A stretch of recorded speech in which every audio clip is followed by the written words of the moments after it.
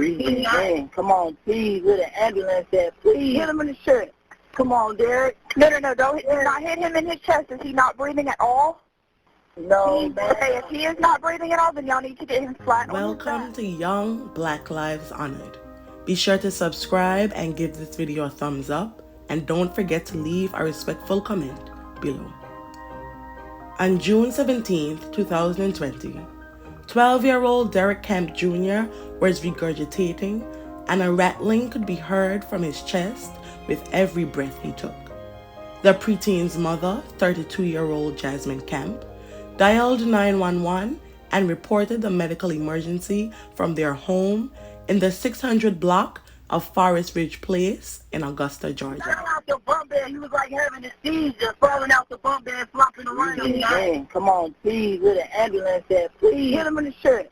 Come on, Derrick. No, don't not hit him in his chest. Is he not breathing at all?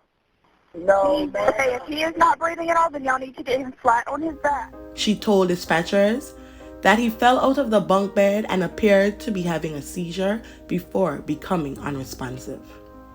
Realizing he needed immediate attention, Jasmine contacted a neighbor and asked for a ride to the hospital.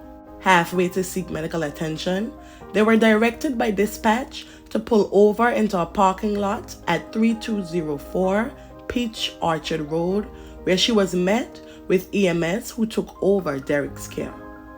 After arriving at AU Medical Center, the preteen was placed on life support.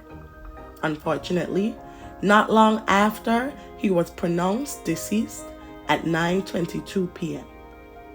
Jasmine, who initially appeared calm, soon became irritated by the deputy asking questions about what happened before she called 911. She told deputies a similar story as she had told the 911 dispatcher. The preteen fell off his bunk bed and she had tried to help him after she noticed something was wrong with him, the woman said. While speaking with detectives, she referred to her fiancé up until being asked for his information. At that point, she advised the interviewing officer that she was in fact just friends with the man and that they weren't really in a relationship anymore, before saying that he had nothing to do with why they were at the hospital.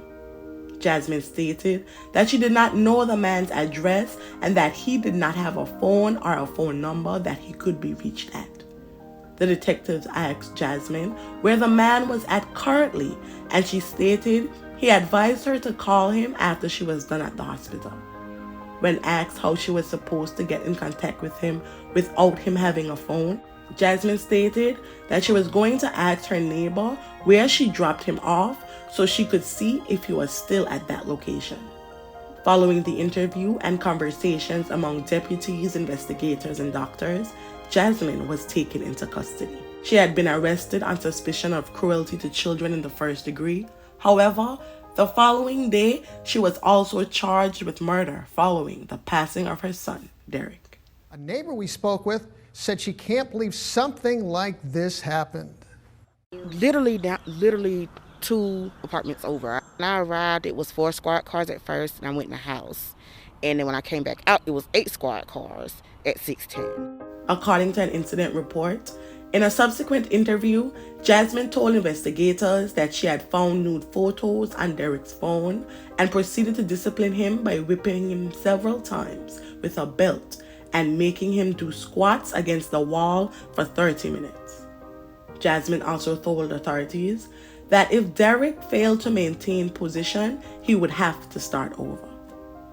The woman said while in the bathroom, she heard a loud thump coming from the room but did not go and check. She then went to the store. Upon returning home, Jasmine said she noticed a bump and blood on the left side of Derrick's head, and he told her he fell off the bunk bed. According to her, he wasn't being himself and was speaking slowly. After the rattling sound came from his chest, she claimed to retrieve his inhaler and give it to him. Following this, Jasmine stated that the boy was still not responding to her, so she laid him down and started blowing air from her mouth to his. Jasmine asked a neighbor to take her and the child to the hospital, and before they left, her boyfriend arrived at the home and rode with her, her neighbor, and her son to the hospital prior to EMS taking over. They then followed the ambulance to AU Medical Center. After acquiring new evidence, investigators also arrested Camp's boyfriend, 37-year-old Clarence R.K. Brown, less than a week later. According to affidavits, Brown allegedly struck the 12-year-old multiple times with an extension cord, phone charging cord, and small tree branches all over his body. Authorities said Brown also struck Derrick in the stomach with a closed fist, causing the 12-year-old to urinate on himself, forced him to do military-style squats while holding a book, and demanded he do push-ups until he eventually collapsed. Prior to that, he slammed him into a wall at least twice, causing his head to hit the wall, and slammed him into a corner of a door frame by his hair. Clarence was also accused of forcing 3 children in the home to listen as he punished Derrick with multiple objects. Counselors say it's cases like this one that causes them to worry during this pandemic. And since children have kind of been away from mandated reporters for a brief period in time right now, we're expecting that when they return, we would be seeing a lot of things like that.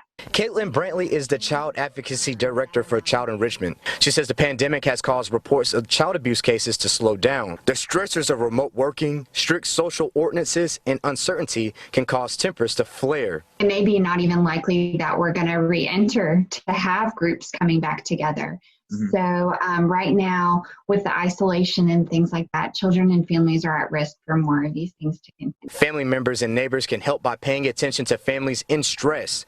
She says folks should recognize the signs of abuse and react responsibly to minimize the opportunity. Although we get contacted by law enforcement or the Department of Family and Children's Services primarily, families can still reach out to us if they have any questions or concerns, and we can try to help them as best as we're able to. June 27th, the life of Derrick Camp Jr. was celebrated by family and friends in a homegoing service held at New Community Church in Pine Bluff, Arkansas. Following an autopsy, the Richmond County Coroner's Office found that the preteen suffered a head injury and more than 150 injuries, including some that were healing. These healing injuries indicated prior abuse.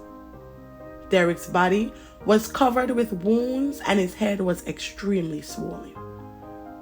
At a hearing on June 24th, a judge denied the woman bond, saying she lacked ties to the community that would prevent her from being a flight risk. She had actually moved to Augusta just 3 or 4 months prior. During the hearing, Camp's defense attorney pointed to Brown as being responsible. He called the man aggressive and manipulative over women, adding that Jasmine's family was very concerned about Brown's mental dominance over the mother. Brown had allegedly told the Division of Family and Children's Services that he had concerns in the past about her whooping Derrick too hard before, adding that he always intervened because sometimes she definitely did it too hard. Clarence was also denied bond, citing him being at flight risk in addition to being a threat to witnesses. Jasmine Camp pleaded guilty to murder and 4 counts of cruelty to children and was sentenced to life in prison in 2022. Brown pleaded not guilty in Richmond County Superior Court, and his trial began on October 17, 2022. 3 days into the trial, Jasmine told a jury that she knew her boyfriend had already punched her 12-year-old son in the stomach when she started whipping him. She said Brown had told her Derrick, who weighed 66 pounds at the time of his passing, had been bad and taken a packet of jelly to eat without permission. It was revealed that the 5 children in the home at the time had to receive express permission to eat anything. Clarence caught him and beat him so harshly, medical examiners later testified that it was one of the worst instances of child abuse they had ever witnessed. Brown's disabled sister had also provided investigators with information saying the boy was hungry and trying to eat a box of Jell-O powder. According to her, That was when Brown punched him so hard that the boy urinated on himself. The other children who were in the home also testified about the horrid conditions and treatment.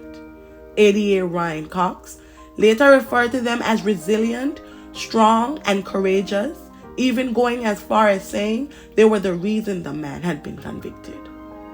The following week, a Richmond County jury found Clarence Brown guilty of all counts, 3 for murder and 4 for cruelty to children in the 3rd degree. He was sentenced to life in prison without the possibility of parole. May the family and friends of Derrick Camp Jr. find solace in the happy memories, and may his soul rest in perpetual peace. Thank you.